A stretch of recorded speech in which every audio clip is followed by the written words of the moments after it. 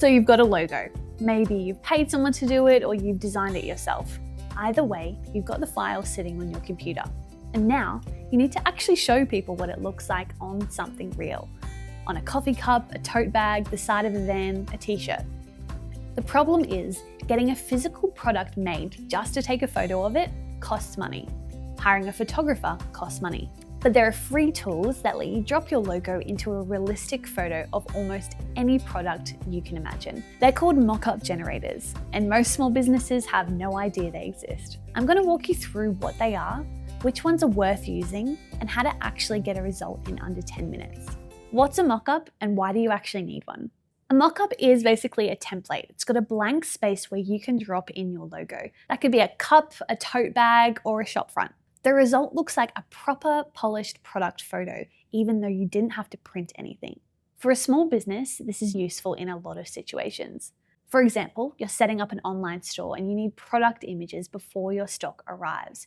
Or you want to pitch a wholesale buyer and show them what branding looks like on your packaging. Or you're updating your Instagram and need something that looks polished without a whole photo shoot behind it. All of that is possible with a mock-up, and there are heaps of free and paid versions to choose from. The other thing worth saying is that mock-ups aren't just for physical products.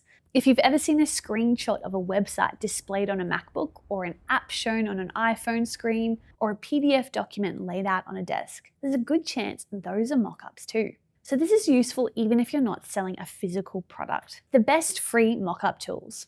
Canva. In Canva, you can access hundreds of mock-up templates directly inside the platform. Search for mock-up and you'll find everything, from tech products to packaging. Just swap out the placeholder design with your own logo or artwork. It's not the most extensive library, but for most small businesses, it's more than enough. And it's already a tool that you might know how to use. The good thing about Canva is that you can immediately add it to a social post or a flyer within the same tool, and you're not jumping between platforms. Placeit.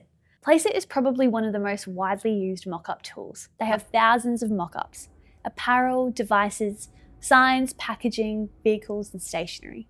Some are free, but most require a subscription. The free ones are still quite useful though. One thing Placeit does really well is lifestyle mock-ups. Real photos of people wearing your products with your design dropped in. Think of a photo of a person in the park holding a tote bag that has your logo on it, or someone in a cafe drinking from a coffee cup that's got your logo on it. These feel a lot more real than a flat product on white image. If you're selling merchandise or branded apparel, this is where you'll spend most of your time. Placeit also has a video mock-up option. Your design playing on a phone or screen in a real-world setting. Useful for Instagram Reels, or if you're advertising an app or a digital product, or you want your website on Times Square in New York without actually being there or paying for it. Freepik has a large library of free mock-up files alongside its broader image and vector library. Quality is variable, but the range is wide. This is good for packaging and label mock-ups, especially useful if you're in food, skincare, or any product category where how your packaging looks is part of the brand. How to actually use a mock-up. I'll use Canva for this walkthrough since it's got a decent library and lots of people are already using it, but the process is nearly identical across all these tools. Step 1, go to Canva and type in mock-ups. Step 2, click on a mock-up that suits the look you're going for.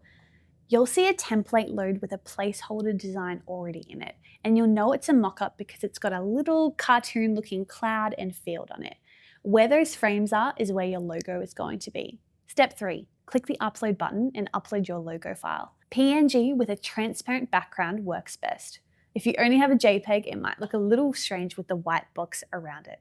Step 4, resize and position your logo to naturally fit the product. Most tools let you drag and scale. Take a moment here. A logo that's too big or positioned a bit awkwardly will make the whole thing look fake. Step 5, download. On some of the free versions, the image will have a watermark.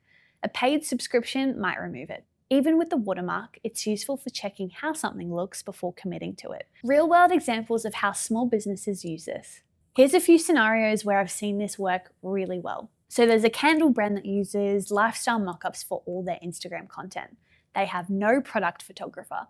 Every image on their feed is a mock-up. That could be candles in a beautiful room, a hand holding a candle in the golden light. And customers have no idea. A freelance graphic designer can use smart mockups to present logo concepts to clients.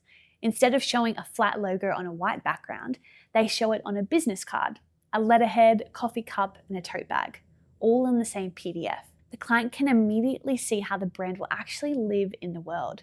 And lastly, there's a cafe who, before ordering their first run of branded cups, they made 3 versions of the logo placement, showed them to their regular customers on their Instagram stories, and asked them which one people preferred.